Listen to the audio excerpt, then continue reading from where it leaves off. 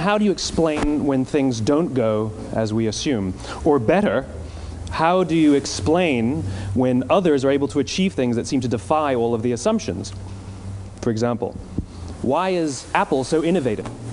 Year after year after year after year, they're more innovative than all their competition. And yet, they're just a computer company. They're just like everyone else. They have the same access to the same talent, the same agencies, the same consultants, the same media. Then why is it that they seem to have something different? Why is it that Martin Luther King led the civil rights movement? He wasn't the only man who suffered in a pre-civil rights America, and he certainly wasn't the only great orator of the day. Why him?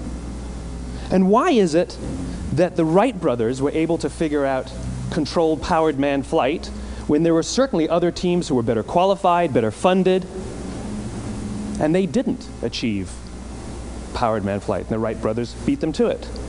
There's something else at play here. About 3.5 years ago, I made a discovery, and this discovery profoundly changed my view on how I thought the world worked, and it even profoundly changed the way in which I operate in it.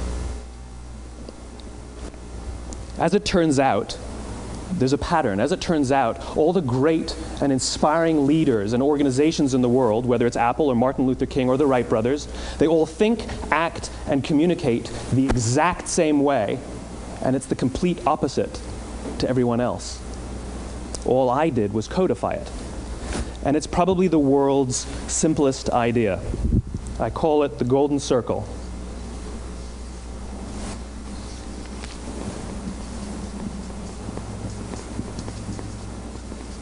Why, how, what? This little idea explains why some organizations and some leaders are able to inspire where others aren't. Let me define the terms really quickly. Every single person, every single organization on the planet knows what they do, 100%.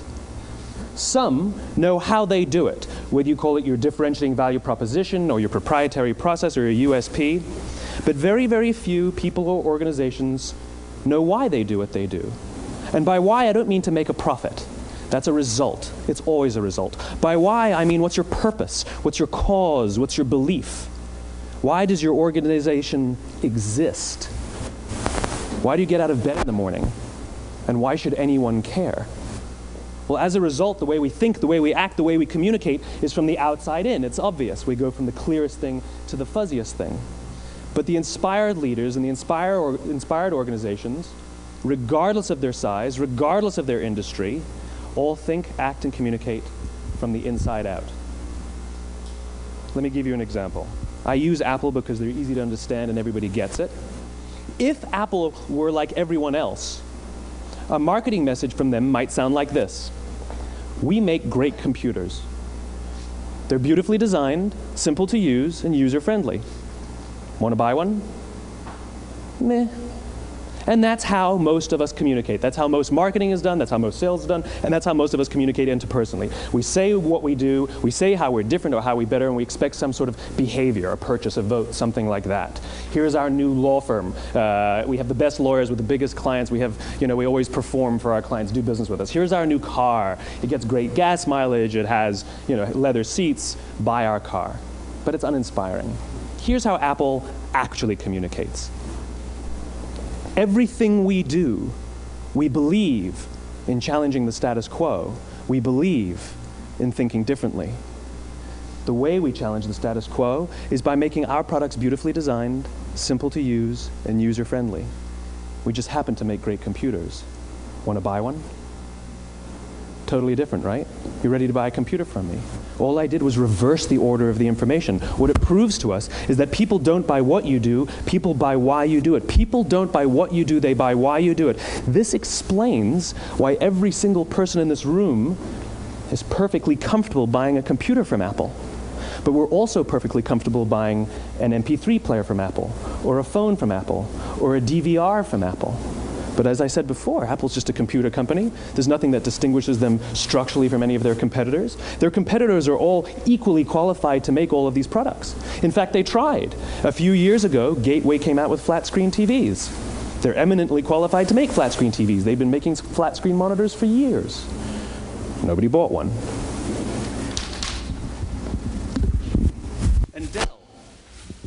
Dell came out with MP3 players and PDAs. And they make great quality products, and they can make perfectly well-designed products, and nobody bought one. In fact, talking about it now, we can't even imagine buying an MP3 player from Dell. Why would you buy an MP3 player from a computer company? But we do it every day. People don't buy what you do, they buy why you do it.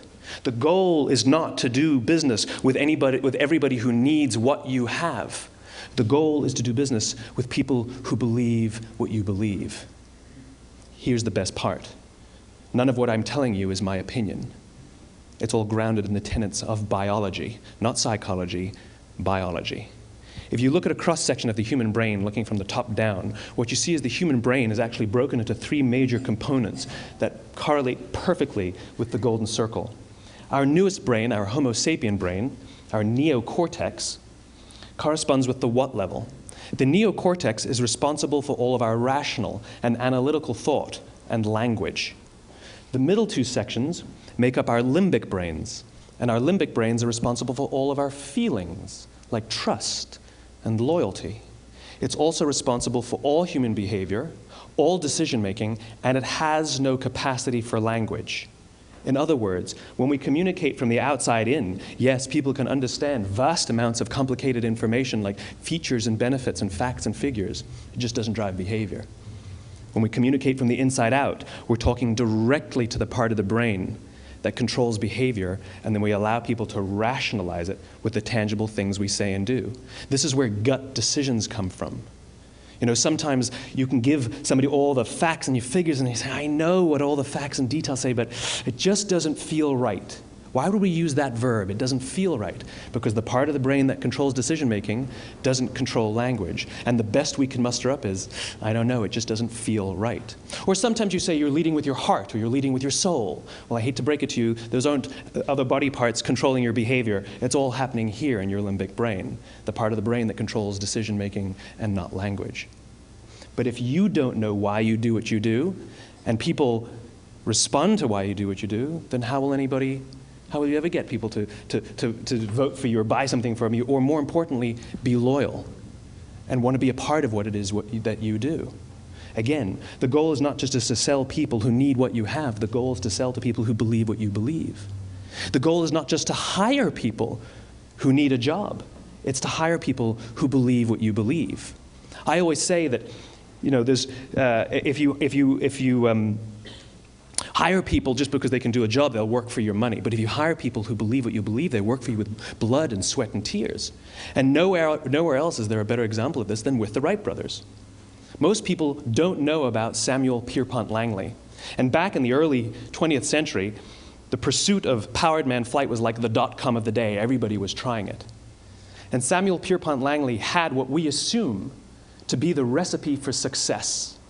I mean, even now, you ask people, why did your product or why did your company fail? And people always give you the same permutation of the same 3 things. Undercapitalized, the wrong people, bad market conditions. It's always the same 3 things. So let's explore that. Samuel Pierpont Langley was given $50,000 by the War Department to figure out this flying machine. Money was no problem. He held a seat at Harvard and worked at the Smithsonian and was extremely well connected. He knew all the big minds of the day. He hired the best minds money could find, and the market conditions were fantastic. The New York Times followed him around everywhere, and everyone was rooting for Langley. And how come we've never heard of Samuel Pierpont Langley? A few hundred miles away in Dayton, Ohio, Orville and Wilbur Wright. They had none of what we consider to be the recipe for success. They had no money. They paid for their dream with the proceeds from their bicycle shop.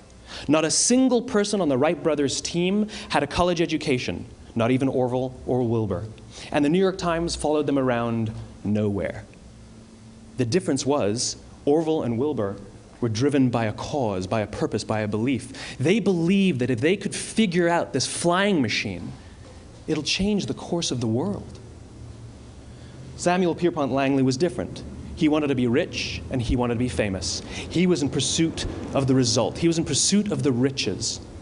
And lo and behold, look what happened. The people who believed in the Wright brothers' dream worked with them with blood and sweat and tears. The others just worked for the paycheck. And they tell stories of how every time the Wright brothers went out, they would have to take 5 sets of parts because that's how many times they would crash before they came in for supper. And eventually, on December 17th, 1903, the Wright brothers took flight. And no one was there to even experience it. We found out about it a few days later. And further proof that Langley was motivated by the wrong thing, the day the Wright brothers took flight, he quit. He could have said, "That's an amazing discovery, guys. Now we'll improve upon your technology." But he didn't. He wasn't first. He didn't get rich. He didn't get famous. So he quit. People don't buy what you do, they buy why you do it. And if you talk about what you believe, you will attract those who believe what you believe. Well, why is it important to attract those who believe what you believe? Something called the law of diffusion of innovation. And if you don't know the law, you definitely know the terminology. The first 2.5% of our population are our innovators. The next 13.5% of our population are our early adopters. The next 34% are your early majority, your late majority, and your laggards. The only reason these people buy touch-tone phones is because you can't buy rotary phones anymore. We all sit at various places at various times on the scale, but what the law of diffusion of innovation tells us is that if you want mass market success or mass market acceptance of an idea, you cannot have it until you achieve this tipping point between 15 and 18% market penetration, and then the system tips. And I love asking businesses, what's your conversion on new business? And they love to tell you, oh, it's about 10%, proudly. Well, you can trip over 10% of the customers. We all have about 10% who just get it. That's how we describe them, right? That's like that gut feeling, oh, they just get it. The problem is, how do you find the ones that just get it before you're doing business with them versus the ones who don't get it? So it's this here, this little gap, that you have to close, as Geoffrey Moore calls it, crossing the chasm.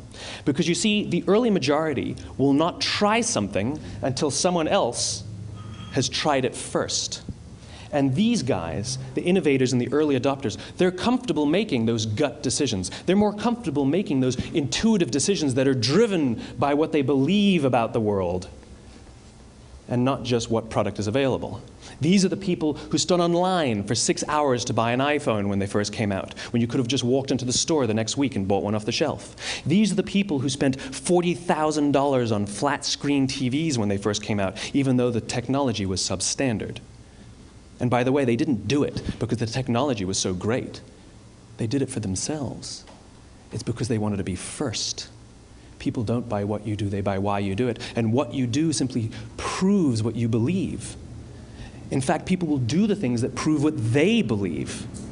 The reason that person bought the iPhone in the first 6 hours, or stood in line for 6 hours, was because of what they believed about the world and how they wanted everybody to see them. They were first. People don't buy what you do, they buy why you do it. So let me give you a famous example, a famous failure and a famous success of the law of diffusion of innovation. First, the famous failure. It's a commercial example. As we said before a second ago, the recipe for success is money and the right people and the right marketing conditions, right? You should have success then. Look at TiVo. From the time TiVo came out about 8 or 9 years ago to this current day, they are the single highest quality product on the market. Hands down, there is no dispute. They were extremely well funded. Market conditions were fantastic. I mean, we use TiVo as a verb. I TiVo stuff on my piece of junk Time Warner DVR all the time. But TiVo is a commercial failure. They've never made money. And when they went IPO, their stock was at about $30 or $40 and then plummeted, and it's never traded above 10. In fact, I don't think it's even traded above 6, except for a couple of little spikes. Because you see, when TiVo launched their product, they told us all what they had. They said, we have a product that pauses live TV, skips commercials, rewinds live TV, and memorizes your viewing habits without you even asking. And the cynical majority said, we don't believe you, we don't need it, we don't like it, you're scaring us. What if they had said, if you're the kind of person who likes to have total control over every aspect of your life, boy, do we have a product for you. It pauses live TV, skips commercials, memorizes your viewing habits, etc., etc. People don't buy what you do, they buy why you do it, and what you do simply serves as the proof of what you believe. Now let me give you a successful example of the law of diffusion of innovation. In the summer of 1963, 250,000 people showed up on the Mall in Washington to hear Dr. King speak. They sent out no invitations, and there was no website to check the date. How do you do that? Well, Dr. King wasn't the only man in America who was a great orator. He wasn't the only man in America who suffered in a pre-civil rights America. In fact, some of his ideas were bad. But he had a gift. He didn't go around telling people what needed to change in America. He went around and told people what he believed. I believe, I believe, I believe, he told people. And people who believed what he believed took his cause and they made it their own, and they told people. And some of those people created structures to get the word out to even more people. And lo and behold, 250,000 people showed up on the right day, on the right time to hear him speak. How many of them showed up for him? 0. They showed up for themselves. It's what they believed about America that got them to travel on a bus for 8 hours to stand in the sun in Washington in the middle of August. It's what they believed, and it wasn't about black versus white. 25% of the audience was white. Dr. King believed that there are 2 types of laws in this world, those that are made by a higher authority and those that are made by man. And not until all the laws that are made by man are consistent with the laws that are made by the higher authority will we live in a just world. It just so happens that the civil rights movement was the perfect thing to help him bring his cause to life. We followed him not for him, but for ourselves. And by the way, he gave the I have a dream speech, not the I have a plan speech. Listen to politicians now with their comprehensive 12-point plans. They're not inspiring anybody. Because there are leaders and there are those who lead. Leaders hold a position of power or authority, but those who lead inspire us.